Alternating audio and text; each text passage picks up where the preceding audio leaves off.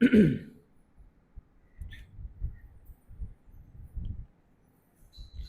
అజ్ఞానతిమిరాంధస్య జ్ఞానాంజనశలాకయా చక్షురున్మీలితం येन తస్మై శ్రీగురవే నమః. నమ ఓం విష్ణుపాదాయ కృష్ణప్రేష్ఠాయ భూతలే శ్రీమతే భక్తి వికాస స్వామినతి నమనే. నమ ఓం విష్ణుపాదాయ కృష్ణప్రేష్ఠాయ భూతలే శ్రీమతే భక్తి వేదాంత స్వామినతి నమనే. నమస్తే సారస్వతే దేవే గౌరవాణి ప్రచారిణే నిర్విశేష శూన్యవాది పాశ్చాత్య దేశతారిణే. जय श्री कृष्ण चैतन्य प्रभु नित्यानंद श्री अद्वैत गदाधर श्रीवासादि गौरभक्तवृंद. हरे कृष्ण कृष्ण कृष्ण हरे हरे, हरे राम राम राम हरे हरे.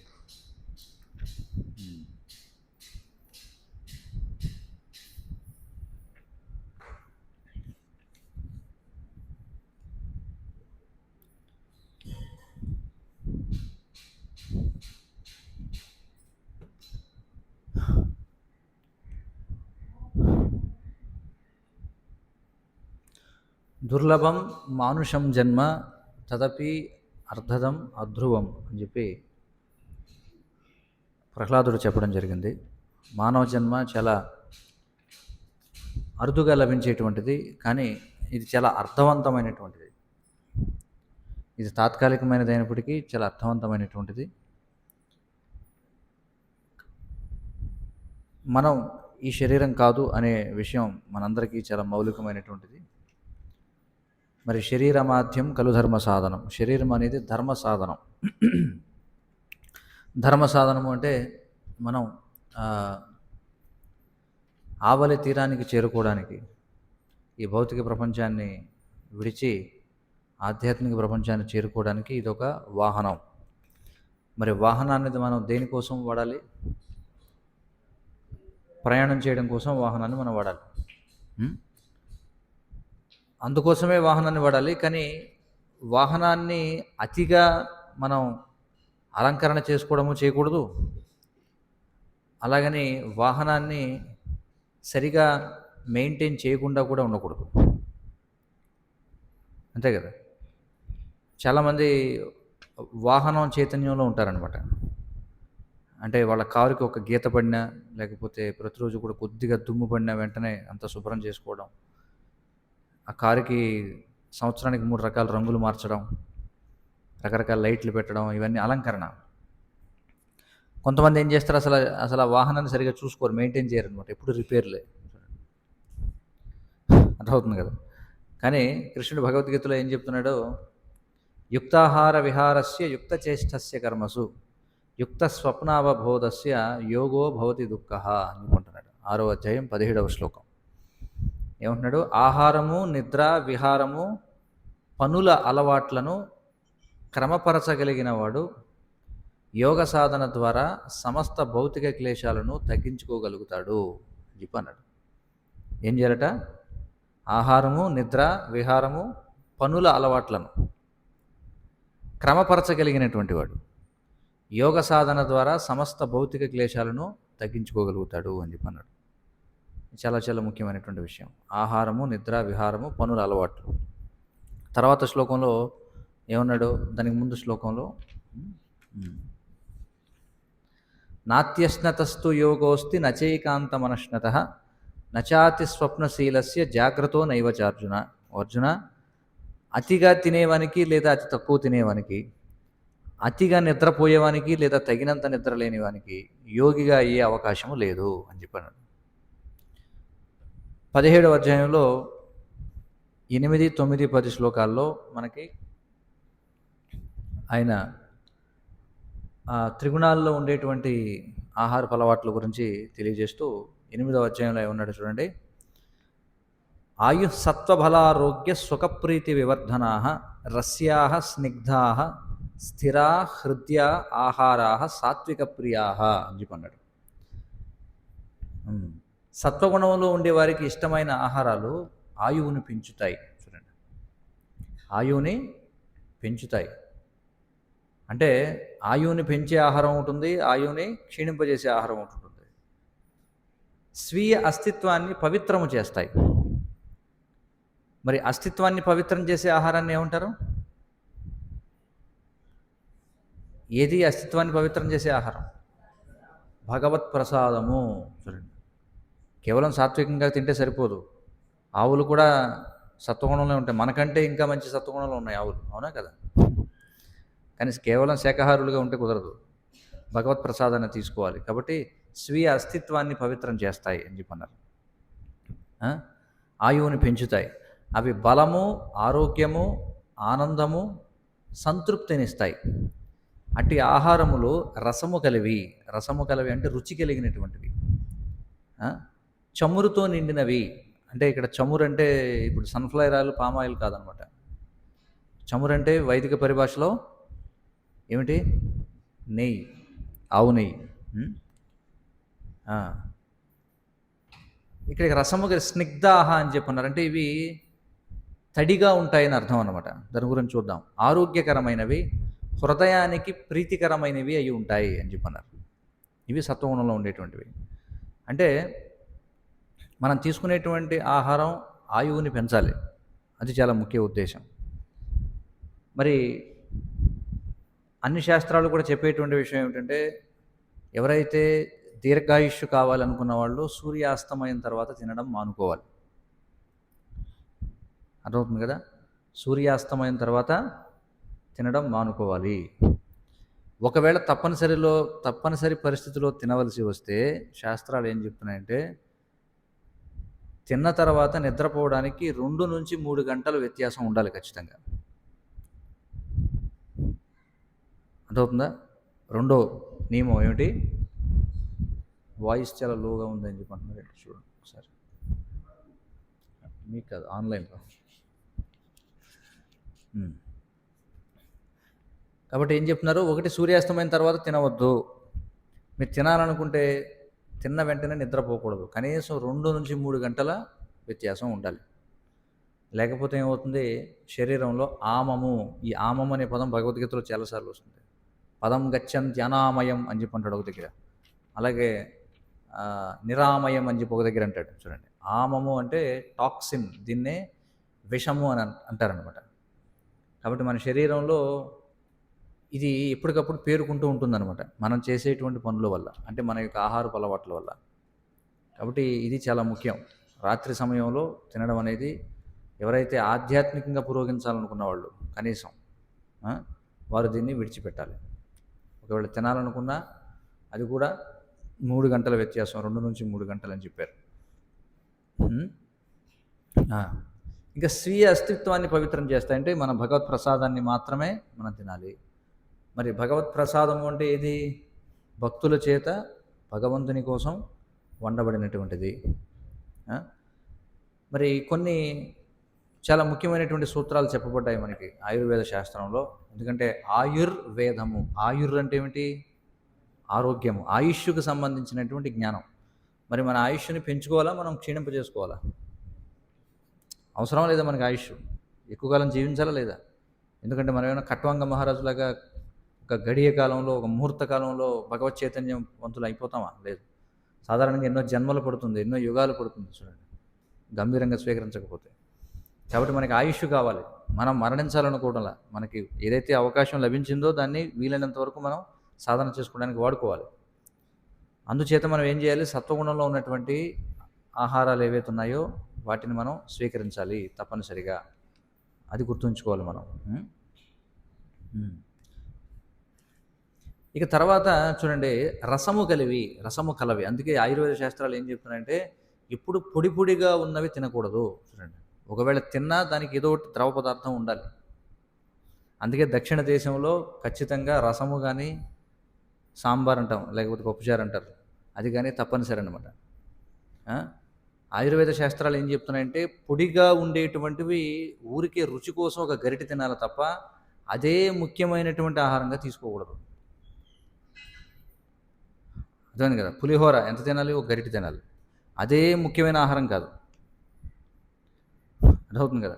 ఆలయాల్లో పంచిపెట్టేవారు ఎంత పులిహోర, కానీ కాలక్రమంలో తర్వాత ఇంక అదే పూర్తిగా ఆహారం అయిపోయింది. లేకపోతే ఇంకోటి ఏదో అన్నం. చూడండి, అలాంటి పొడిగా ఉన్నటువంటివి తీసుకోకూడదు. తీసుకుంటే దానితో పాటుగా ద్రవ పదార్థం ఏదో ఒకటి ఉండాలన్నమాట. రసము కలిగినవి. అందుకే భాగవతంలో కూడా మనకి స్నిగ్ధ అనేటువంటి మాట వాడతారు. అంటే సెమీ లిక్విడ్ అని చెప్పి అంటారు. ద్రవ పదార్థం. ద్రవ పదార్థంలా ఉండాలి మనం తీసుకునేటువంటి ఆహారం. అంటే గుజ్జు గుజ్జు కింద ఉండాలన్నమాట. అందుచేత అది లోపలికెళ్ళిన తర్వాత అది ఉన్నటువంటి నీటిని పీల్చేసుకునే విధంగా ఉండకూడదు. మనకు తెలిసిపోతుంది కొన్ని రకాల ఆహారాలు తింటే దాహం ఎక్కువ వేస్తుంది. అవునా కదా? వేస్తుందా లేదా? కాబట్టి అలాంటివన్నీ కూడా మన ఆరోగ్య వ్యవస్థపై ఒత్తిడి పెడతాయన్నమాట. అర్థమవుతుంది కదా? చమురుతో నిండినవి. నెయ్యి అనేది శ్రేష్టమైనటువంటిది. కానీ మనం కలియుగంలో ఉన్నాం, దౌర్భాగ్యులం కాబట్టి ఎక్కడ కూడా ఆవు నెయ్యి అనేది లభ్యం కావడం. శాస్త్రాలు ఏం చెప్తున్నాయి? Ghee inside and oil outside. Prabhupada వారు అనేవారు. నెయ్యి శరీరం లోపలికి వెళ్ళాలి, నూనెని శరీరం పైన పాముకోవాలి అని చెప్పి. ఇప్పుడు నూనె లోపలికి వెళుతుంది, మన లోపలికి. నెయ్యి అంటారు అసలు లేనే లేదు. అర్థమవుతుంది కదా?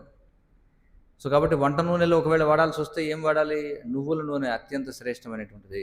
నెయ్యి కాకపోతే నువ్వుల నూనె శ్రేష్టమైనది. ఇక మిగతావన్నీ అంతకంతే. నెయ్యి, నువ్వుల నూనె ఈ రెండు శాస్త్రాల్లో చెప్పబడ్డాయి. మిగిలినవన్నీ ఆమోదించబడలేదన్నమాట. అంటే ముఖ్యంగా సత్వగుణంలో ఉన్న వారికి గురించి చెప్పేటువంటి విషయాలు. రజస్తమ గుణాలు ఉన్న వాళ్ళకి ఉన్నాయి. మళ్ళీ ఉదయం మనం చెప్పుకున్నట్టుగా అనేక రకాల శాస్త్రాలు ఉన్నట్టుగా వంటామదంతో వండుకునేవారు పూర్వం కొంతమంది, వేరుశనగ నూనెతో వండుకునే వాళ్ళు ఉన్నారు. ఇవన్నీ ఉన్నాయి. కానీ మనకి నువ్వుల నూనె శ్రేష్టమైనది. నెయ్యి ప్రథమం, కాకపోతే ఇది. ఇక మన శరీరం అనేది ఎలా ఉంటుందంటే ఉదయం సాయంత్రం అది కపతత్వాన్ని కలిగి ఉంటుంది, మధ్యలో పిత్తతత్వాన్ని కలిగి ఉంటుంది అనమాట. అంటే సూర్యుని యొక్క గమనాన్ని బట్టి సూర్యుడు అస్తమించిన తర్వాత శరీరం కపతత్వంలోకి వెళ్ళిపోతుంది, అంటే చల్లబడుతుంది. సూర్యుడు ఉదయించే సమయంలో కూడా చల్లబాటుగా ఉంటుంది. మధ్యలో సమయం అంతా కూడా పిత్తతత్వమును కలిగి ఉంటుంది. కాబట్టి సూర్యుని వెలుగు ఉన్నప్పుడు ఆహారం స్వీకరించాలి. అది చాలా ఇది. ఇంకా శాస్త్రాలు ఏం చెప్తున్నాయి? ఆకలి వేస్తేనే తినాలి. ఆకలి వేయకుండా తిన్నామంటే అది ఆమంగా మారిపోతుంది. ఆమము అంటే అర్థం ఏమిటంటే సక్రమంగా జీర్ణం కాకపోవడం వల్ల బయటికి వెళ్లకుండా శరీరంలో పేరుకుపోయినటువంటి విష పదార్థాన్ని ఆమము అని చెప్పి అంటారు. పులిసిపోతాయని కాదు, అంటే శరీరంలో మనం తీసుకునేటువంటి ఆహారం సక్రమంగా అన్ని భాగాలకి వెళ్ళాలి. వెళ్ళిపోయిన తర్వాత మిగిలింది బయటకు వెళ్ళిపోవాలి. కానీ కొంత ఏమవుతుందంటే పట్టేసి ఉంటుందన్నమాట. అలాగే అంటే అది పూర్తిగా జీర్ణం అవ్వలేదన్నమాట. ఎలాగంటే మీరు చూడండి, ఇప్పుడు వాటర్ పైపుల్లో నాచు పట్టేస్తుంది చూసారు, అలా పట్టేస్తుంది అనమాట. దాన్ని ఆమము అని చెప్పి అంటారు. అంటే జీర్ణం అవ్వలేదు. అది ఎందుకు అవ్వలేదంటే అతిగా తినేయడం వల్ల, లేకపోతే దాన్ని జీర్ణం కానివ్వకుండా చేయడం వల్ల, ఇలా అనేకమైనటువంటివి ఏవో జరిగాయి మొత్తానికి. అందుచేత ఈ సమయం అనేది చాలా చాలా ముఖ్యం. మనం సూర్యుని వెలుగున్నప్పుడే ఆహారం స్వీకరించాలి, లేనప్పుడు లేదు. రాత్రి సమయంలో పాలు అత్యంత శ్రేష్టమైనటువంటివి. ఎలా ఉంటుందంటే ఇప్పుడు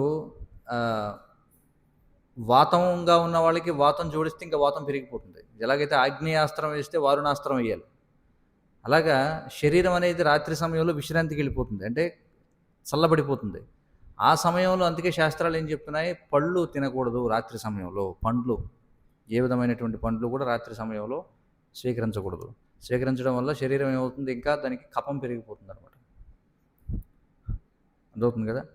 కాబట్టి రాత్రి సమయంలో అందుకే వేడిగా పాలు తీసుకోవడం, లేదంటే మీరు ఖచ్చితంగా తినాల్సిందంటే అత్యంత సులభంగా జీర్ణమైపోయేటువంటి చాలా తేలికపాటి పదార్థాలు మాత్రమే స్వీకరించాలి.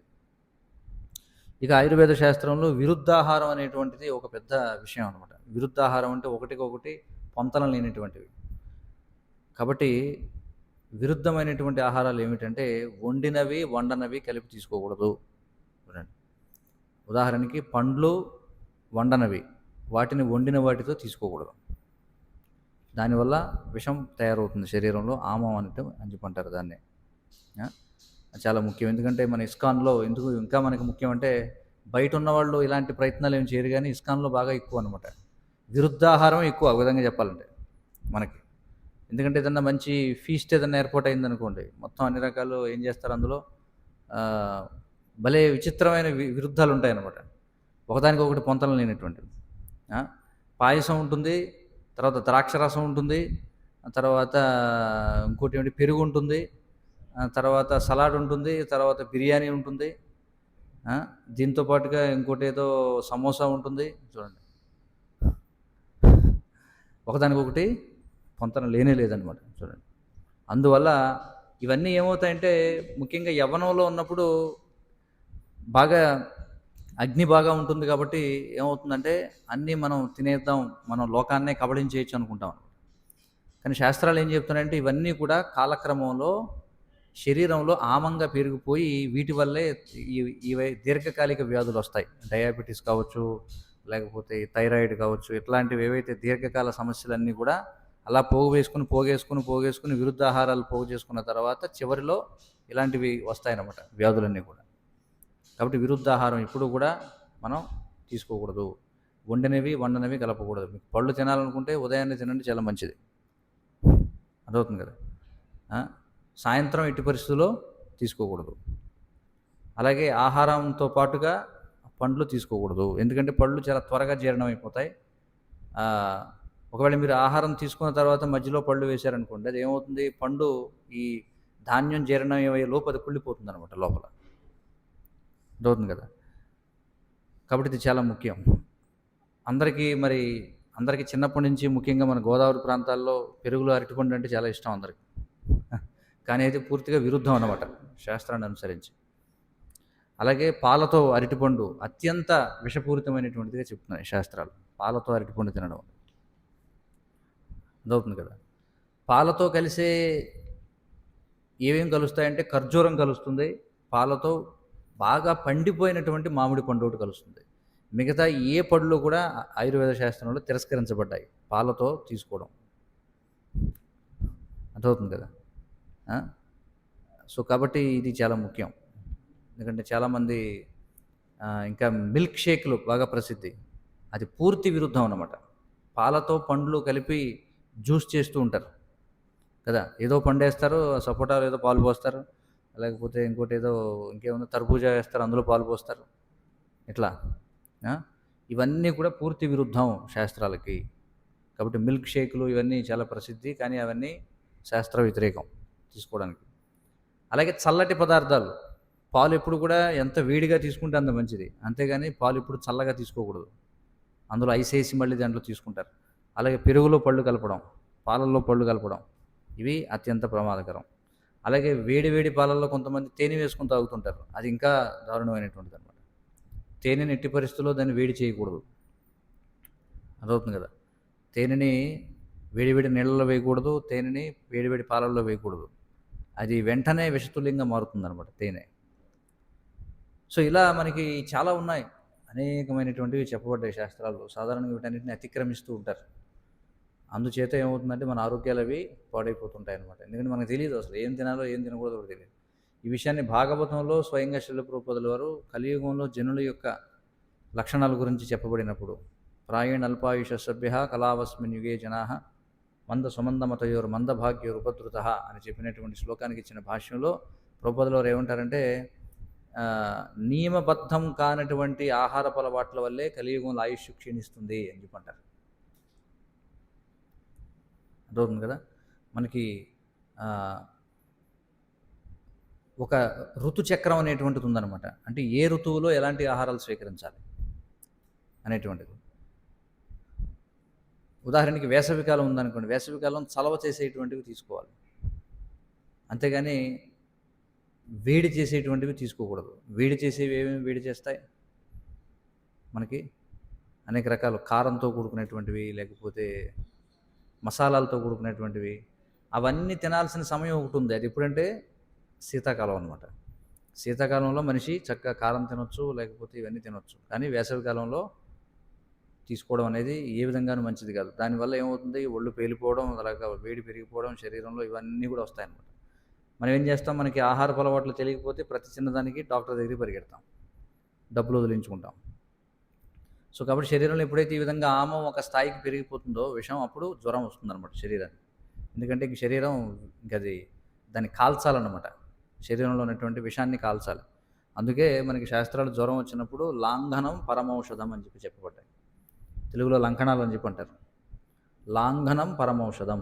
లాంఘనం అంటే ఏమిటి, జ్వరం వచ్చినప్పుడు ఏం చేయాలంటే ఏమి చేయకూడదు, ఏమి తినకూడదు అనమాట. ఏమీ తినకుండా కేవలం వేడి నీళ్లు తాగుతూ ఉండాలి కొద్ది కొద్దిగా కొద్ది కొద్దిగా. లేదా ఒకవేళ ఎవరికైనా ఆకలిగా ఉందనుకోండి, ఏం చేయాలి? తాలింపు పెట్టినటువంటి హవిష్యాన్నం అంటే ఏమిటి? పొంగలి, అదే కిచిడి అని చెప్పి అంటాం. అది గొప్ప ఔషధం అన్నమాట జ్వరానికి.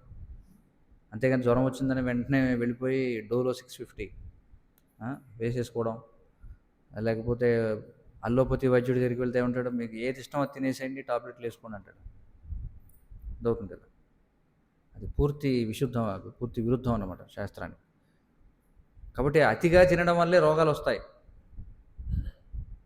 మన దేశంలో కూడా అత్యధిక రోగాలు ఎందుకు వస్తున్నాయి, మరణాలు ఎందుకు జరుగుతున్నాయి అంటే అతిగా తినడం వల్ల అని చెప్తుంది. ప్రభుత్వం కూడా అదే చెప్తుంది. అందుకే ప్రధానమంత్రి మోడీ గారు కూడా ఏం మొదలుపెట్టాడు?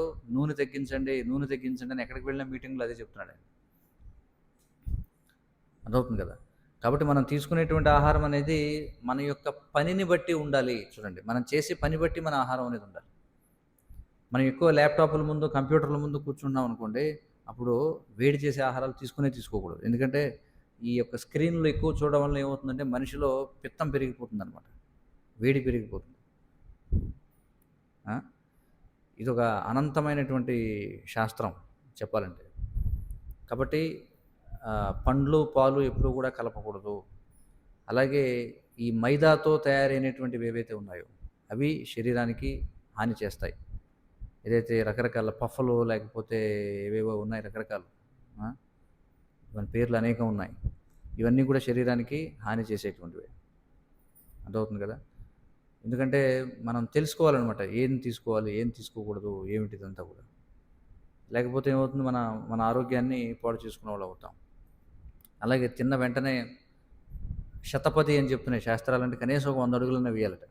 అంతేగాని అలా తినడం, అలాగే మంచం మీద, చాలామంది మంచం మీద కూర్చొని తింటారు. మంచం మీద అలాగే కూర్చొని తినేసి అలాగే పడుకుండిపోతారు. అనేకమైనటువంటి వ్యాధులు ఇవన్నీ ఎందుకు వస్తున్నాయి? అలాగే మన పరిశుభ్రత గురించి చెప్పుకుంటున్నాం మనం ఉదయం. అందులో వీలైనంతగా మనం మన జీవితంలో ప్లాస్టిక్ని నిరోధించాలి. ఇది అత్యంత ప్రమాదకరమైనటువంటిది అనమాట, ఈ ప్లాస్టిక్ యొక్క వినియోగం. దురదృష్టవశాత్తు ఉదయం లేవగానే ముందు నోట్లో పెట్టుకున్నది ప్లాస్టిక్కే. అర్థమవుతుంది కదా. కాబట్టి దాన్ని త్యజించండి దయచేసి. పుల్ల వాడుకోండి, లేదా అనేకమైనటువంటి విధానాలు ఉన్నాయి. చాలా సరళంగా, ఏ విధమైనటువంటి పేస్టులు అవసరం లేదు, ఏ విధమైనటువంటివి అవసరం లేదు. చాలా సరళంగా అనేక విధానాల్లో మనం తోముకోవచ్చు. దాని గురించి దానికి కూడా ప్లాస్టిక్ని వాడాల్సిన అవసరం లేదు. ఇంకా ఎక్కడెక్కడ మనం వాడుతున్నామో గమనించి దాన్ని వీలైనంత వరకు తగ్గించాలి. అలాగే ప్రిజర్వేటివ్స్ అంటే నిల్వ చేసేటువంటి పదార్థాలు. ఇప్పుడు వేసవికాలంలో ఊరగాయ వేసుకు తిన్నారనుకోండి, అది పూర్తి విరుద్ధం అన్నమాట శాస్త్రానికి. ఇంకా మనకి శాస్త్రాల్లో ఏం చెప్తున్నాయంటే మన ప్రాంతానికి సంబంధించినటువంటి ఏవైతే కూరగాయలు ఉన్నాయో అవి తినడం వల్ల మన ఆరోగ్యం సక్రమంగా ఉంటుంది. ఇప్పుడు వాస్తవానికి అందరూ వండేది విదేశీవే ఎక్కువ వండుతారు. ఎవరన్నా వండమన్నా అనుకోండి, ఏం వండుతారు? క్యాబేజీ, కాలీఫ్లవర్, టొమాటో అనేది ఇస్కాన్ ఉల్లి లాంటిది అనమాట. చూడండి, అర్థమవుతుంది కదా. టొమాటో లేకపోతే మరి చాలా చాలా ప్రమాదకరమైనటువంటి బీపీ మొత్తం డౌన్ అయిపోయి రకరకాల అది కీ కీ కీ కీ కీ తప్పని. అలాగా టమాటా లేకపోతే ఎలా వంట చేయాలి? వీటిని చూడండి, వంగజాతి కుటుంబాలని మనకి సైన్స్లో నైట్ షేడ్స్ అని చెప్పి అంటారు.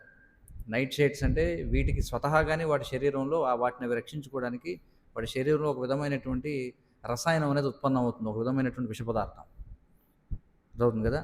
అదేం చేస్తుంది అనుకుంటే, అది మనిషి దాన్ని ఎక్కువగా తినడం వల్ల ఏమవుతుందంటే మనిషిలో ఆటో ఇమ్యూన్ డిసీజెస్ అంటారు. అంటే వాడి యొక్క రోగనిరోధక శక్తి వాడికి వ్యతిరేకంగా జరిగేవి కొన్ని వ్యాధులు ఉంటాయి, వాటికి బాగా తోడ్పాటునిస్తాయన్నమాట. వంగజాతి కుటుంబానికి చెందినవి అంటే మనకి టొమాటో, వంకాయ, క్యాప్సికమ్, పచ్చిమిరపకాయలు, బంగాళదుంపలు, ఇవన్నీ కూడా వంగజాతి కుటుంబానికి చెందినవే. నైట్ షేడ్స్ అని చెప్పి అంటారు. వీటి వల్ల వాతం ప్రకోపిస్తుంది అనమాట.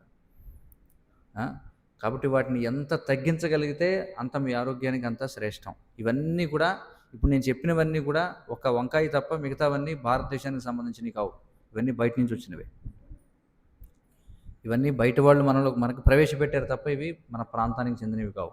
కాబట్టి వీటిని ఎంత తగ్గిస్తే అంత మంచిది మన యొక్క ఆహారం. అర్థమవుతుంది కదా. పూర్తిగా వదిలేయడం వల్ల లాభమే తప్ప నష్టమేమీ లేదన్నమాట. ఆ? కాబట్టి మనం ఏం చేస్తున్నామంటే అందుకే మనం కొంచెం ఇంద్రియ భోగాన్ని నియంత్రించుకోవాలి. అన్నిటికంటే కష్టం అదే. అందుకే కదా శరీర విద్యలు చదువుతాం ముందు. తారమధ్య జిహ్వ అతి ఇంద్రియాలను నియంత్రించడంలో ఇంద్రియాల్లో అత్యంత కష్టతరమైనటువంటిది ఏమిటి నియంత్రించడం? నాలుకను నియంత్రించడం. అంత సులభం కాదనమాట నాలుకను నియంత్రించడం. మరి ఎలాగ నాలుకను నియంత్రించాలంటే భగవత్ప్రసాదం ఇవ్వడం వల్ల. కాబట్టి భగవత్ప్రసాదం తినాలి, అందరికీ అదే అందరం మనం ఇంకా ప్రోత్సహించాలి భగవత్ప్రసాదం తీసుకోమని. కానీ కనీసం విరుద్ధాహారం మనం తీసుకోకుండా ఉండాలి. చూడండి, అర్థమవుతుంది కదా, విరుద్ధాహారానికి దూరంగా ఉండాలి. ఐస్ క్రీములు తినడం, చల్లటి పదార్థాలు ఎప్పుడు కూడా మనం తీసుకోకూడదు. లేకపోతే రకరకాల కార్బోనేటెడ్ డ్రింక్స్, సోడాలు, లేకపోతే మధ్యలో ఏవో రకరకాల భక్తులు కూడా ఇలాంటివి ఏవో తాగుతూ ఉంటారనమాట. ఇవన్నీ కూడా ప్రమాదకరమైనటువంటివి. అందుచేత మనకి ఏకంగా భగవంతుడు ఆయన స్వయంగా ఆయన వైద్యుడి రూపంలో అవతరించాడు ధన్వంతరిగా. అంటే మనం ఇది ఎంత ప్రముఖమైనటువంటిదో మనం అర్థం చేసుకోవాలన్నమాట ఈ విషయాలన్నీ కూడా. ఇప్పుడు అందులో మనం కొన్ని చెప్పుకున్నాం ఇప్పుడు. అలాగే తినేటువంటి విధానం మనం చూసాం. కాబట్టి నిజంగా ఆకలిగా ఉంటే తప్ప ఇది అలవాటు ప్రకారంగా తినేయడం అనేది మంచిది కాదు. మరి సరిగా సమయానికి మనం ప్రతిరోజు తినాలి అంటే ఏం చేయాలంటే మితంగా తిన్నవాడే సమయానికి ఆకలిస్తుంది. మితంగా తినవాడికి సమయానికి ఆకలేదు. కాబట్టి వాడికి ఆకలి అయిపోయినా అరే ఈరోజు మనం తినాలి కదా, తినకపోతే ఎలాగా అంటే ఆకలేసి టెన్షన్ పడడు వాడు. ఆకలి వేయట్లేదని టెన్షన్ పడతాడు అనమాట. ఆకలి వేయట్లేదని టెన్షన్ పడి అయ్యో ఇప్పుడు తినకపోతే ఎలాగా, టైం అయిపోతుంది కదా అని తింటాడు. దానివల్ల ఏమవుతుంది? శరీరంలో ఆమం పెరిగిపోతుంది. ఇది ఒక ముఖ్యమైనటువంటి ఇది. కాబట్టి వేడిగా ఉన్నటువంటి ఆహారాలు స్వీకరించాలి ఇవన్నీ కూడా. అలాగే తడిగా ఉన్నటువంటివి స్వీకరించాలి. ఇంకా మనకి శాస్త్రాల్లో చెప్పబడినటువంటిది శాకాహారులకు మాంసాహారం లాంటిది ఏమిటంటే మినపప్పు అనమాట. చూడండి, శాకాహారులకు మాంసాహారం, దాన్ని మాష అని కూడా అంటారు సంస్కృతంలో. కాబట్టి ప్రతిరోజు దానిని తీసుకోవడం అనేది శరీరానికి మంచిది కాదు. మినపప్పు అందరికీ అలవాటు ఏమిటి? రోజు ఏం తింటారు చాలామంది? ఇడ్లీ. చూడండి, అది మంచిది కాదనమాట. వారానికి ఒక 2-3 సార్లు తప్ప అంతకంటే ఎక్కువగా తిన్నట్లయితే శరీరానికి చేటు చేస్తుంది. అందుకే మనకి చాతుర్మాస్యంలో ఒక నెల పూర్తిగా విడిచిపెడతాం మినపప్పుని. ఎందుకని అంటే అది అంత మాంసకృతులను కలిగి ఉంటుందన్నమాట, ప్రోటీన్ని కలిగి ఉంటుంది అందులో. అది ముఖ్యంగా ఎవరు ఎక్కువ తినాలి అంటే బాగా శారీరక శ్రమ చేసేవాళ్ళు తినొచ్చు. బాగా శారీరక శ్రమ చేసే వాళ్ళకి అది జీర్ణం అయిపోతుంది అనమాట. శారీరక శ్రమ లేని వాళ్ళు ఈ విధంగా దోశలు లేకపోతే ఇడ్లీలు లేదా గారులు ఇవి తిన్నారనుకోండి, దానివల్ల మళ్ళీ శరీరంలో ఆమము అంటే రోగం, ఇంకంతే. అది పోగుపడుతుంది అనమాట. పోగుపడి ఒకేసారి ఇబ్బంది పెడుతుంది. కాబట్టి ఒకవేళ అవి తినాలి అనుకుంటే ఎవరైనా శీతాకాలంలో తినొచ్చు, వేసవి కాలంలో అలాంటి వాటిని త్యజించాలి. అర్థమవుతుంది కదా. కాబట్టి అందుకే చెప్తున్నాం, మన యొక్క పనిని బట్టి మనం ఆహారాన్ని స్వీకరించాలి. మనం ఎంత కష్టపడుతున్నామో దానికి తగిన ఆహారం స్వీకరించాలి. ఎందుకంటే అతిగా తినడం వల్ల మనం మన యొక్క ఆయుష్ను కోల్పోతాం కాబట్టి. కాబట్టి ఈ విధంగా మనకి కాలాలు చెప్పబడ్డాయి, ఏ కాలంలో ఏం తినాలనేటువంటిది. కాబట్టి వేసవి కాలంలో ముఖ్యంగా చలవ చేసేటువంటివి ఇవి తీసుకోవడం చాలా ముఖ్యం. శీతాకాలంలో మనం నవంబర్ నుంచి మనం ఫిబ్రవరి మధ్యకాలంలో ఆహారాన్ని ఎక్కువగా తీసుకోవాలి, వేడి చేసేవన్నీ కూడా. అలాగే ప్రతిరోజు కూడా మరి శాస్త్రాల్లో ఈ పెసరపప్పు అనేది చాలా కొనియాడబడింది అనమాట. పెసరపప్పు అనేది చాలా ముఖ్యమైనటువంటి స్థానం ఇచ్చారు మనకి శాస్త్రాల్లో.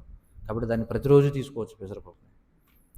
కందిపప్పు అది కూడా ఆధ్యాత్మికంగా ముందుకెళ్ళాలనుకున్న వాళ్ళకి వారానికి 1-2 సార్లు, అంతకుమించి తీసుకోకూడదు. అది కూడా ఇందులో కొన్ని విషయాలు మీకు ఇందులో ఉంటాయి. ఈ గ్రంథం తీసుకుంటే ఇందులో ఉన్నాయి, చదవచ్చు మీరు అందులో.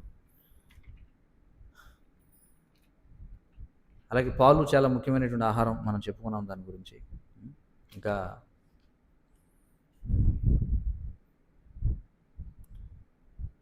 కాబట్టి ఉదయం సమయంలో మనం తీసుకోవచ్చు చక్కగా ఆహారం. సాయంత్రం సమయం అయ్యే కొద్దీ మనం తగ్గించాలి. ఇవన్నీ కూడా చూసుకోండి దయచేసి. ఎందుకంటే తర్వాత మళ్ళీ చూడండి, మనకి సత్వగుణంలో ఉన్న ఆహారాల గురించి మనం చెప్పుకున్నాం కదా. ఇంకా తర్వాత 9వ శ్లోకంలో కృష్ణుడు చెప్తున్నాడు చూడండి, కట్వంల లవణాత్యుష్ణ తీక్ష్ణ రోక్ష విదాహిన ఆహార రాజసస్యేష్ట దుఃఖ శోకామయప్రదాహ. చూడండి ఇక్కడ ఏం చెప్తున్నాడు, అతి చేదైనవి, అతి పుల్లనివి, ఉప్పనివి, వేడిగా ఉండేవి, కారమైనవి, ఎండినవి, మంటను కలిగించేవి అయిన ఆహారాలు రజోగుణములో ఉన్న వారికి ప్రియమైనవి. అట్టి ఆహారాలు దుఃఖమును, శోకమును, రోగమును కలిగిస్తాయి. చూడండి ఈ శ్లోకంలో ఆమ అనే పదం ఇప్పుడు ఇందాక నుంచి నేను వాడుతున్నాను కదా, ఆ పదం ఇక్కడ కృష్ణుడు వాడాడు ఇందులో. ఆమయ అంటే, ఆమ అంటే రోగము అని అర్థం. రోగాన్ని కలిగించేటువంటివి ఏమి? చేదైనవి, అతి చేదైనవట, అతి పుల్లనివి, అలాగే ఉప్పనివి, ఉప్పు ఎక్కువగా తినడం, వేడిగా ఉండేవి, బాగా కారమైనటువంటివి, ఎండినవంటే అందులో ఏమి తడి ఉండదనమాట. మంటను కలిగించేవి అయిన ఆహారాలు రజోగుణంలో ఉన్న వారికి ప్రియమైనవి. మనం చూసి చెప్పేయచ్చు ఎవడు ఏ గుణంలో ఉన్నాడు అనేది, వాడి యొక్క ఆహారాన్ని బట్టి చెప్పేయచ్చు. అలాంటి ఆహారాలు దుఃఖాన్ని, శోకాన్ని, రోగాన్ని కలిగిస్తాయి. ఇప్పుడు అందుచేత ప్రతిదానికి కూడా ఒక సమయం ఉంది. ఆ సమయాన్ని బట్టి మనం ఆహారాన్ని స్వీకరించాలి. ఆ నియమాన్ని మనం తప్పినట్లయితే మనం చాలా దుఃఖాన్ని అనుభవించాల్సి వస్తుంది. తర్వాత ఏమంటున్నాడు చూడండి, తినడానికి 3 గంటలకు ముందుగానే తయారు చేయబడిన ఆహారం యాతయామం అని చెప్పన్నారు. ఇక్కడ ఆమము, యామము 2 పదాలు ఉన్నాయి. యామము అంటే 3 గంటలని అర్థం. తినడానికి 3 గంటలకు ముందుగానే తయారు చేయబడిన ఆహారము. అలాగే ఇంకేమన్నారు, గతరసం. గతరసం అంటే రసం అంటే రుచి లేదు, రుచి కోల్పోయింది, లేదా మురిగిపోయినది, కుళ్ళినది అయిన ఆహారము. ముఖ్యంగా ఎవరి ఇంట్లో అయితే రిఫ్రిజిరేటర్లు ఉంటాయో వాళ్ళు ఏం చేస్తారంటే ఈ ఇడ్లీ పిండి, దోశ పిండి 4-5 రోజుల పాటు వారానికి ఒకసారి తయారు చేసుకుని దాన్ని ఫ్రిడ్జ్లో పెట్టుకుని తీసుకుంటూ ఉంటారు. అది చాలా చాలా అనారోగ్యకరం అనమాట. అర్థమవుతుంది కదా. తినడానికి 3 గంటలకు ముందుగానే తయారు. ఇంకేమన్నారు, మురిగినది, కుళ్ళినది అయిన ఆహారము, ఎంగిలిని, తాకరాని పదార్థాలను కలిగినట్టు ఆహారము. తాకరాని పదార్థాలని దానికి నేను చెప్పుకున్నాను, ఉదయం చెప్పాను. వెంట్రుకలు, లేకపోతే పురుగులు, లేకపోతే మల పదార్థం, చూడండి బల్లులు అవి వేస్తుంటాయి, అవి అందులో పడతాయి. ఇలాంటి ఆహారం తమో గుణంలో ఉన్న వారికి ప్రియమైనది అని చెప్పుకుంటున్నారు. అంటే పులిసినటువంటివి. అర్థమవుతుంది కదా. సో కాబట్టి ఒకవేళ దోశలు ఒకవేళ ఎవరైనా తినాలి అని అనుకుంటే, బాగా ఇష్టమండి అనుకుంటే పెసలతో చేసింది తినొచ్చు, దానివల్ల ఎక్కువ ప్రమాదం ఉండదు. కానీ మినపప్పుతో ఏదైతే, అది కూడా తాజాగా చేసింది తినడం ఏదైతే ఉందో అది కూడా మనకి వారానికి ఒకసారి అలాగ పర్వాలేదు. కానీ శీతాకాలంలో అయితే ఎక్కువగా తీసుకున్నా పర్వాలేదు, వేసవికాలంలో అయితే తీసుకోకూడదు. కానీ దాన్ని నిలవ పెట్టుకుని తినడం అనేది రిఫ్రిజిరేటర్లో పెట్టి అది రోగకారకం అన్నమాట. ఎంగిలి అంటే ఏమిటి తెలిసిందే, ఇంకొకళ్ళు తిన్నదాన్ని మళ్ళీ మనం తినడం, దానివల్ల రోగం వస్తుంది. ఇవన్నీ తమో గుణంలో ఉన్నటువంటి వారికి ప్రియమైనటువంటివి. ప్రస్తుతం సమాజంలో అంతా కూడా రజస్తమో గుణాల్లో ఉన్నటువంటి ఆహారమే అందరికీ చాలా ప్రీతికరంగా ఉందన్నమాట. అందుచేతనే అందరూ కూడా వ్యాధుల బారిన పడుతున్నారు. చూడండి, తాజా ఆహారం తినడం వల్ల శరీరం ఆరోగ్యంగా ఉంటుంది. నిలువ చేసినవి అంటే నిలవ ఉండేటువంటివి ఏమేమి ఉన్నాయి? నిలవ ఉండేవి చెప్పండి. పిండి వంటలు నిలవ ఉంటాయి, ఊరగాయలు నిలవ ఉంటాయి. వాటికి ఒక వినియోగం ఉంది, ఆ వినియోగార్థమే వాటిని తీసుకోవాలి. కానీ ప్రతిరోజు కూడా ఈ విధంగా పిండి వంటలకి అలవాటు పడి స్నాక్స్ అని చెప్పుంటారు కదా, వాటికి అలవాటు పడ్డారంటే అది రోగానికి కారణమవుతుంది అనమాట. అర్థమవుతుంది కదా. ఎందుకంటే అవన్నీ కూడా ఎండినటువంటి వాటిలోకి వస్తాయి. అవి తీసుకోవడం వల్ల మనిషి మళ్ళీ రోగాల బారిన పడతాడు. అందుచేత దయచేసి గుర్తుంచుకోండి, మూలమైనటువంటివి రాత్రి సమయంలో సూర్యాస్తమయం అయిన తర్వాత దయచేసి తినకండి. రెండవది, వండనవి కలిపి తీసుకోకూడదు. ముఖ్యంగా పాలతోటి పండ్లు కలపకూడదు, పాలు చల్లగా తీసుకోకూడదు, పెరుగుతోటి పాలతోటి ఏవి కూడా కలపకూడదు, అవి చూసుకోండి. తర్వాత మరి భూమి మీద అమృతంగా చెప్పబడింది తక్రము అంటే మజ్జిగ అనమాట. మజ్జిగ అనేది భూమి మీద అమృతంతో చెప్పబడింది అనమాట. కానీ అది కూడా మనకి శాస్త్రాలు చెప్తున్నాయి, ఉదయం నీళ్లు, మధ్యాహ్నం మజ్జిగ, రాత్రి పాలు అని చెప్పి. అర్థమవుతుంది కదా. ఉదయం నీళ్లు తాగాలి, మధ్యాహ్నం నీళ్లు తాగితే మనకి అగ్ని మందగిస్తుంది, సాయంత్రం నీళ్లు తాగితే కఫం పెరుగుతుంది, ఉదయం మజ్జిగ తాగితే కఫం పెరుగుతుంది, సాయంత్రం మజ్జిగ తాగితే కఫం పెరుగుతుంది. చూడండి, మళ్ళీ వీనికి కూడా ఉన్నాయి. పాలు ఉదయం తాగకూడదు, మధ్యాహ్నం తాగకూడదు, రాత్రి సమయంలో తాగాలి. ఇలా మనకి స్పష్టంగా చెప్పబడింది అనమాట, ఏ సమయంలో ఏది తాగాలి. చాలామంది, ఎక్కువ మంది ఏం చేస్తారంటే చల్లబరిచేవి రాత్రి సమయంలో ఐస్ క్రీములు, లేకపోతే రాత్రి సమయంలో ఫ్రూట్ సలాడ్ అనేది కూడా ఒక భూత్ అనమాట శాస్త్రాన్ని అనుసరించి. ఎందుకంటే పళ్ళల్లో కూడా విరుద్ధమైనటువంటి పళ్ళు ఉంటాయి. నీళ్లను వదిలేటువంటి పళ్ళతో నీళ్లను వదలని పళ్ళను కలిపి తినకూడదు. ఇప్పుడు అంటే తర్బూజా, పుచ్చకాయ లాంటివి ఏ పండుతోనూ కలిపి తీసుకోకూడదు. వాటికి అవి విడిగానే తినాలి. ఎందుకంటే అవి దేనితో చేరతాయో ఆ పండుని నాశనం చేస్తాయి. అర్థమవుతుంది కదా. అలాగే పుల్లనివి తీయనివి అయినటువంటి పండ్లు కలిసి తినకూడదు. ఇలా ఎన్నో ఉన్నాయి. అవన్నీ నేను అందులోకి మరీ లోతుగా వెళ్ళదలుచుకోలేదు. ఎందుకంటే అందరికీ కష్టసాధ్యం కూడా ఆచరించడం. కానీ కనీసమైనటువంటివి దయచేసి అందరూ కూడా తెలుసుకోండి ఇవి. అలాగే పూర్వతరం కృతం, మన పూర్వీకులు ఏ విధమైనటువంటి వంటలు చేసేవారు, విందులు చేయాలన్నా ఏం చేయాలన్నా వాటిని నేర్చుకోండి, వాటిని స్వీకరించండి. ఈ బిర్యానీ పులావ్ సంస్కృతి నుంచి, సంస్కృతే కాదు అది, దాని నుంచి బయటపడండి త్వరగా. ఎందుకంటే చాలామందికి అది అలవాటు అనమాట. ముఖ్యంగా మాంసాహారపు నేపథ్యం నుంచి వచ్చిన వాళ్ళకి అది ఆస్వాదన కలగాలన్నమాట. మసాలా వాసన లేకపోతే ఎలా ఉంటుందంటే పచ్చగడ్డ అయినా మసాలాలు వేస్తే తినేస్తారు, అలా ఉంటారు కొంతమంది. చూడండి, మసాలా ఉండాలంతే ఏదో రకంగా. ఆ దాల్చిన చెక్క లేకపోతే గసగసాలు ప్రతి దాంట్లో మీరు ఏం వండమన్నా అందులో మసాలా వేసేస్తారనమాట. ఎందుకురా నాయన అంటే అదంతే. ఏమీ లేనప్పుడు పచ్చగడ్డి బాగా నూరి అందులో కొంచెం అన్ని మసాలా వేసామనుకోండి అంతే, ఆ ప్రత్యేకమైన వాసన అది కావాలన్నమాట. అయితే మళ్ళీ చెప్తున్నాను, ఇవన్నీ ఎవరి కోసం చెప్తున్నాను నేను? జీవిత లక్ష్యం ఏమిటో తెలిసిన వాళ్ళ కోసం. కొత్త వాళ్ళని తినేవ్వండి, ఏదో ఒక ప్రసాదం తినేవ్వండి, వాళ్ళు మీరేం అభ్యంతరం చెప్పొద్దు. వాళ్ళు ఏది తింటానంటే అదే తినండి. అసలు వాడు ప్రసాదం తినడమే చాలా గొప్ప. అర్థమవుతుంది కదా. కానీ కొంచెం ఎవరైతే శ్రద్ధ కనబరుస్తున్నారో, వీళ్ళు కొంచెం గంభీరంగా ఉన్నారో, తెలుసుకోవాలనుకుంటున్నారు అనుకున్న వాళ్ళు ఇవన్నీ వాళ్ళకి చెప్పండి. అర్థమవుతుంది కదా. సో కొత్తగా వచ్చిన వాళ్ళకి, అలాంటి వాళ్ళకి, ఇంకా ఎవరైతే కేవలం ప్రసాదానికే కట్టుబడిన వాళ్ళకి ఇవన్నీ నేను చెప్పట్లా. వారు ఏదో ఒకటి తినండి, ఫ్రూట్ సలాడ్ తింటారా, పెరుగులో అది కలుపుకుంటారా, ఇది తింటారా, అది తింటారా, తినేవ్వండి. కానీ ఒకసారి వాళ్ళు మేము కేవలం ప్రసాదానికే కట్టుబడతాం అన్న వెంటనే ఇవన్నీ తెలుసుకోవాలి. అర్థమైందా మీకు? అర్థమవుతుంది కదా. కాబట్టి ఆ విధంగా కేవలం ప్రసాదానికే కట్టుబడిన వాళ్ళు ఇవి తెలుసుకోకపోతే వాళ్ళు తప్పు చేసినట్టు. ఇలా అనేకమైనటువంటివి ఉన్నాయి. సో ఏమన్నా ప్రశ్నలు ఉంటే అడగండి, నా పరిజ్ఞానంలో తెలిసినవి నేను చెప్తాను. అలాగే శాస్త్రాలు చెప్తున్నాయి, చైత్రం వచ్చిందంటే బెల్లం తినకూడదు అనేది ఒక నియమం. అదవుతుంది కదా, ఎందుకంటే అది వేడి చేస్తుంది కాబట్టి. అలాగే పంచదార వినియోగం తగ్గించండి, పటిక బెల్లం అలాగే బెల్లం వీటి యొక్క వినియోగం పెంచండి. ఎందుకంటే పంచదార అనేది మంచిది కాదు, అందులో రసాయనాలు అనేవి కలుస్తాయి. అదవుతుందా. పటిక బెల్లం మంచిది, పటిక బెల్లం, స్వచ్ఛమైన బెల్లం దొరికితే బెల్లం, ఇవి ఇంకా అనేకం ఉన్నాయి. మీరు ఏమైనా ప్రశ్నలు వేస్తే కొన్ని గుర్తుంటే చెప్పగలుగుతాను.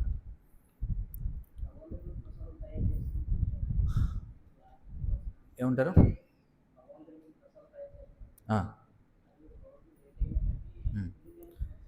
ప్రసాదం చూడండి, మంచి ప్రశ్న వేశారు. ప్రసాదం దివ్యమైంది, అర్థమైంది కదా. కానీ ఇక్కడ కృష్ణుడు ఏమంటున్నాడు, 3 గంటలు దాటితే అది ఏమవుతుంది, అదే తమోగుణం అంటున్నాడు. మరి దీన్ని ఎలా అర్థం చేసుకోవాలి అంటే, ప్రసాదం దివ్యమైందే, మీరు అది తినడం వల్ల ఎలాంటి ఫలితాలు వచ్చినా దాన్ని భగవత్ కృపగా పరిగణించగలిగే చైతన్యంలో ఉంటే మురిగిపోయిందనే తినొచ్చు భగవత్ ప్రసాదం. రఘునాథ్ దాస గోస్వామిలాగా అక్కడ జగన్నాథపురిలో డ్రైనేజీలో వెళ్ళిపోతున్నవి కూడా తినొచ్చు.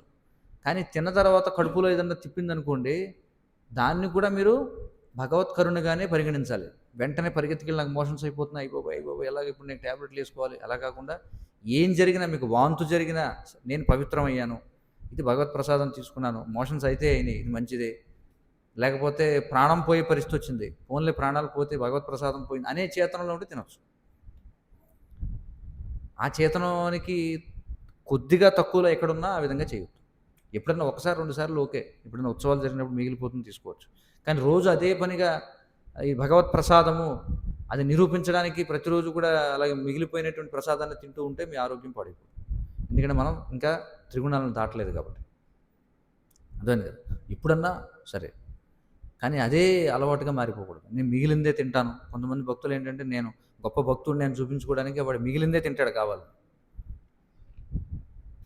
తర్వాత మళ్ళీ 2 రోజుల తర్వాత ఎవరో పొద్దున్న మంగళారతికి రాలేదేంటంటే రాత్రి కడుపులో తిప్పేసిందండి. అదవుతుంది కదా. అందుకే అంటున్నా, అది కూడా భగవత్ ప్రసాదంగా స్వీకరించి కడుపులో తిప్పినా చక్కగా మంగళారతికి వచ్చి జపం చేసుకోగలిగితే, ఎంతటి లోపల ఎంత వాంతి వచ్చేలా ఉన్నా కూర్చొని హరే కృష్ణ హరే కృష్ణ అనుకోగలిగితే తీసుకోవచ్చు. అర్థమైంది కదా.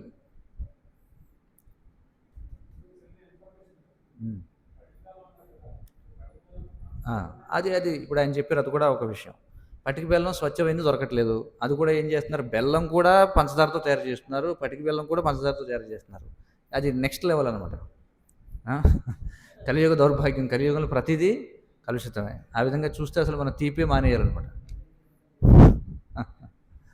అది. అది కాదేది కల్తీకి అనర్హం. అది దృష్టిలో పెట్టుకోండి. ఇంకేమన్నా ప్రశ్నలున్నాయా చెప్పండి. పాలు, ఉప్పు విరుద్ధాహారం. అది మంచి విషయం చెప్పారు. ఆ! చూడండి పాలు, ఉప్పు పొరపాటున కూడా కలపకూడదు. అర్థమైంది కదా! పాలల్లో మీరు కావాలనుకుంటే ఖర్జూరం కలుపుకోవచ్చు. లేకపోతే చల్లని పాలల్లో తేనె కలుపుకోవచ్చు. బెల్లం కలుపుకోవచ్చు. పటిక బెల్లం కలుపుకోవచ్చు. తప్ప వేడి వేడి పాలల్లో ఉప్పు కలపడమో, లేకపోతే తేనె కలపడం లాంటివి చేయకూడదు. ఇక తర్వాత పన్నీర్. పన్నీర్ గురించి ప్రస్తావన తీసుకొచ్చారు. ఇస్కాన్‌కి ఒక సంకేతం అనమాట. ఇస్కాన్ ఒకవేళ ఎలక్షన్‌లో నిలబడితే పన్నీర్ ముక్క సింబల్ ఇస్తారు మనకి. అర్థమవుతుంది కదా! ఆ! సో, కాబట్టి ఇది చాలా ప్రమాదం. ఇప్పటికే భారత ప్రభుత్వం చెప్పేసింది. ఏమనంటే ఉన్న జనాభాకి అసలు ఉత్పత్తి అయ్యే పాలకి సంబంధమే లేదు. కాబట్టి మీకు ఏదైతే బజార్‌లో పాలుని దొరుకుతున్నాయో, పెరుగని దొరుకుతున్నాయో, మజ్జిగని దొరుకుతుందో, పన్నీరని దొరుకుతుందో అవి కానే కాకపోవచ్చు. అర్థమవుతుంది కదా! మీరు స్వయంగా, మీరు స్వయంగా మీ ఎదురుగుంటా ఎవరైనా పిండిస్తే అవి పాలుగా నమ్మాలి. మీరు స్వయంగా తయారు చేసుకుంటే అది పెరుగు. మీరు స్వయంగా పాలను విరగ్గొడితే అది పన్నీర్ అవుతుంది. తప్ప దయచేసి పొరపాటున కూడా ఇస్కాన్‌లో అయినా సరే, ఎక్కడైనా సరే బయట పాల పదార్థాలు ఏవి కూడా తీసుకోవద్దు నా మనవి. మీ ఆరోగ్యాన్ని మీరు కాపాడుకోవాలనుకుంటే. ఎందుకంటే ఇస్కాన్‌లో కూడా ఎక్కడ నియమం పాటించట్లేదు. ఇష్టం వచ్చినట్టుగా విందులు చేయాలంటే విపరీతమైనటువంటి పన్నీర్ వాడుతున్నారు.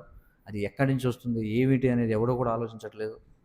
అర్థమైంది కదా! ఏదో ప్రసాదం మనం దివ్యం అనే చైతన్యంలోనే తింటున్నారు తప్ప, మంగళారతికి మానేస్తున్నారు తప్ప ఎవరు దాన్ని అర్థం చేసుకోవట్లేదు అన్నమాట. కాబట్టి అది మంచిది కాదు. మీరు తయారు చేసుకోండి. మీరు పాలు తెచ్చుకోండి, విరగ్గొట్టుకొని చేసుకోండి మంచిది. ఆ! పాల పదార్థాలన్నీ కూడా అందుకే మేమైతే మానేసాం అసలు. నేనైతే స్వయంగా బయటకి వెళ్తే ఎక్కడ పాల పదార్థాలు తీసుకోను. ఆ!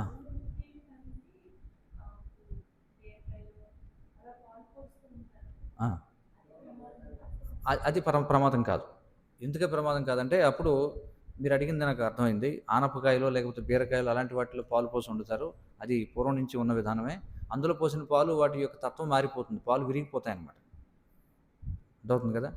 కాబట్టి అది ఇబ్బంది లేదు దానితో.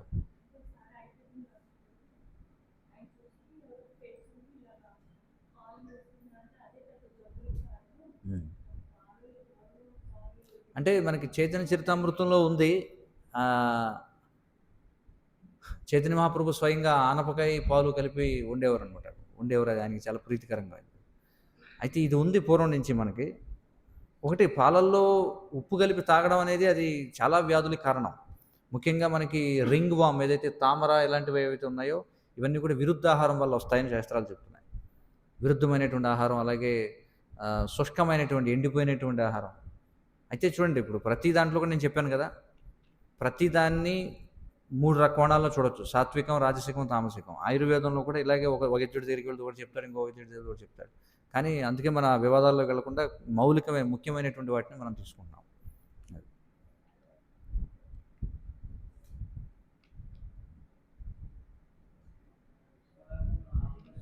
ఏమంటారు బ్రో?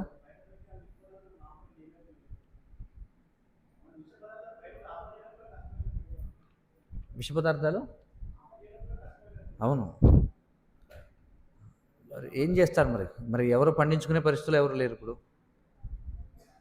అందరూ ఏసీలోనే పని చేయాలి. ఎవరు కూడా వ్యవసాయం చేయకూడదు. కానీ అందరికీ స్వచ్ఛమైన పాలు కావాలి. అంతే కదా! ఎవరు నడుం వంచడానికి ఎవరు సిద్ధంగా లేరు. కానీ అందరికీ స్వచ్ఛమైన వెన్న, స్వచ్ఛమైన పాలు కావాలి. కాబట్టి స్వచ్ఛమైన అడ్వర్టైజ్‌మెంట్‌లో చూపిస్తాడనమాట. ఇది స్వచ్ఛమైనటువంటి వెన్న, స్వచ్ఛమైనటువంటి పాలు అని చెప్పి. అంతకంటే ఆహ్, అంతే కలియుగం ఇంక దాని గురించి ఎక్కువ చెప్పాల్సిన అవసరం లేదు.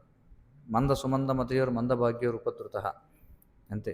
సినిమా యాక్టర్ సినిమాలో చూడండి వాడొచ్చి ఓ 2 రోజుల్లో మొత్తం లంచగొండితనాన్ని మొత్తం రూపుమాపుతాడు. అలాగే ఇది కూడా అడ్వర్టైజ్‌మెంట్ అనమాట. స్వచ్ఛమైనటువంటిది ఇంతకు మించింది లేదని చెప్పాడు. చాలా ప్రమాదం ఇవన్నీ. ఆ! డ్రై ఫ్రూట్స్, సిరిధాన్యాలు. ఆ, దాని గురించి అడుగుతున్నారా? సిరిధాన్యాలు చూడండి, వాస్తవంగా ఒకటి మన పూర్వం ఈ ఏవైతే 1850 సంవత్సరంలో ఈ ఆర్థర్ కాటన్ ఈ ధవళేశ్వరం ప్రాజెక్టు కట్టకముందు ఈ ప్రాంతంలో అందరూ కూడా సిరిధాన్యాలు తినేవారు. మీకు అర్థమవుతుంది కదా. జొన్నలు తినేవారు. బియ్యం అనేది ధాన్యం అనేది వర్షాధారమైనటువంటి పంట, నీళ్ళు ఎక్కువ ఉంటేనే పండుతుంది. కాబట్టి పూర్వం 1850 సంవత్సరానికి ముందు బియ్యం తినడం అంటే అదొక లగ్జరీ అన్నమాట. అర్థమవుతుంది కదా. బాగా కలిగి ఉన్నవాళ్ళు బియ్యం తినేవారు, మిగతా వాళ్ళందరూ కూడా తినేది ఏమిటి? జొన్నలు ఇవే. ఇప్పుడు వచ్చిన సమస్య ఏంటంటే ఆయుర్వేదంలో మరొక విషయం చెప్పారు. చిన్ననాటి నుండి ఏ ఆహారానికైతే మన శరీరాన్ని అలవాటు చేసుకుంటామో ఇంకా ఆహారం కొనసాగించడం వీలనమాట. ఇప్పుడు ఉన్నట్టుండి సిరిధాన్యంలోకి వెళితే కొంతమందికి అది పడకపోవచ్చు, ప్రయత్నించడంలో తప్పు లేదు, కానీ ఎందుకంటే దానికి అలవాటు పడిపోయి ఉన్నాం కాబట్టి. వాస్తవానికి చిన్నప్పటి నుంచి ఒకవేళ ఎవరికైనా అవే అలవాటు చేస్తే చాలా మంచిదనమాట. ఒకటి అనేక రకాల రోగాలకి కారణం బియ్యం తినడం, అన్నం తినడం. అది కూడా మనకి సర్ఫ్ వేసినట్టుగా తెల్లగా ఉండాలన్నమాట. చాలామంది భక్తులు కూడా ఇష్టం ఉండదు, కొంచెం రంగు మారిందంటే అబ్బాయి తెల్లగా ఉండాలి పట్టరండి అంటారు. అవును కదా. పాలిష్డ్ రైస్ చాలామంది భక్తులుగా నేను చెప్తున్నాను కదా, ఇష్టం ఉండదు అసలు. సో కాబట్టి రోగాల బారిన పడాలి అంతే. యవ్వనంలో ఉన్నప్పుడు అని చెప్పంటాం, కొన్నాళ్ళు అయ్యాక తెలుస్తుంది అంతా అదనమాట. ఆది యందు ఏదైతే అమృతముగా పరిణమిస్తుందో అంతిమంగా అది విషముగా మారుతుందని కృష్ణుడు చెప్తున్నాడు. ఆదిలో ఏదైతే విషముగా ఉంటుందో అది అంతిమంగా మధురంగా ఉంటుంది అని చెప్పుకుంటున్నారు. కానీ దురదృష్టవశాత్తు భక్తులకు కూడా ఆది యందు అమృతంలో ఉన్నదే కావాలి, చివరిలో విషంగా మారుతుందనేది పట్టించుకోరు. ముఖ్యంగా ఆహారపు అలవాట్లను మార్చడం అనేది పెద్ద సవాలు అది. ఎందుకంటే చాలా కష్టం, అది దాదాపుగా అసాధ్యం నేను చెప్తున్నాను. కాకపోతే ధర్మంగా చెప్పాలి కాబట్టి నేను చెప్తున్నాను తప్ప దాదాపుగా అసాధ్యం. ఆహారపు అలవాట్లు ఎవరో నూటికొకళ్ళు దాన్ని శ్రద్ధగా తీసుకుంటారు. ఎందుకంటే తారమధ్య జిహ్వాతి, అన్ని ఇంద్రియాల్లో కూడా నాలుక చాలా చాలా బలమైంది. నేను చెప్పినంత మీరు విన్నంత సులభం కాదనమాట. అది దానికి చాలా సాధన కావాలి, చాలా మాయ ముక్కుపచ్చడి అయ్యేలా కొట్టాలి చాలాసార్లు, అప్పుడు కానీ అది మనం నిలబడం. కానీ అంతిమంగా అందరూ కూడా కృష్ణుడు చెప్తున్నాడు నా మార్గంలోకి వస్తారంటాడు. ఏ ధమాం ప్రపద్యంతే తాంసదైవ భజామ్యహం మమ వర్త్మానువర్తంతే మనుష్యాః పార్థ సర్వశః. అందరూ నా మార్గంలోకి వస్తారంటాడు. ఎలాగా? ముందు ఆయన చెప్పినట్టుగా విని మారతారు. మారిన వాళ్ళని మాయ ఎలాగో గుద్దుతుంది. ఇప్పుడు మారినవాడు ఒక 10 ఏళ్ళకి మాయ దెబ్బలకి జబ్బులు వచ్చేసి అప్పుడు ఎలాగో చచ్చినట్టుగా వాడు అప్పుడు ఫోర్స్ఫుల్గా మారాల్సి వస్తుంది అనమాట. కాబట్టి ఎవడైనా చివరికి మారాల్సిందే. కానీ మనం తెలుసుకొని బుద్ధితో ముందే మారితే బాగుంటుంది. అది హరే కృష్ణ కృష్ణ కృష్ణ హరే హరే, హరే రామ రామ రామ హరే. ఇప్పుడు తులసి ఆరతి ఉంటుంది, తర్వాత గౌరారతి, తర్వాత 7 గంటలకి మళ్ళీ కొనసాగిద్దాం. మీకు ఇంకేమన్నా విషయాలు తెలుసుకోవాలని ఉంటే, లేదంటే మీకు సెలవు ఇచ్చేస్తాం 7ంటికి. మీ ఏమైనా చర్చించాలంటే చెప్పండి. ఒకవేళ ఇదే ఇంకా మీరు కొన్ని విషయాలు తెలుసుకోవాలనుకుంటే 7 గంటలకి మళ్ళీ మనం చేద్దాం, లేదంటే మళ్ళీ రేపు. ఏమంటారు? ఇంకేమైనా చర్చించాల్సినవి ఉన్నాయా మీకు ఈ సంబంధంగా? రేపు మళ్ళీ వేరే అంశంలోకి వెళ్ళిపోతాం. రేపు ఉదయం అర్చన, వాటికి సంబంధించి ప్రచారం, ఆ సంబంధంలోకి వెళ్తాం. రేపు సాయంత్రం ఏమో సంకీర్తన ఉంటుంది. కాబట్టి ఇంక మీకు ఏమైనా ప్రశ్నలు ఉంటే 7 to 8 మీరు అడగవచ్చు. చెప్పండి. మీరు 7 గంటలకు ఉంటారా? 7 గంటలకు తీసుకోండి, ఎందుకంటే సమయం అయిపోయింది ఇప్పుడు. హరే కృష్ణ. శ్రీల ప్రభుపాదికి జై.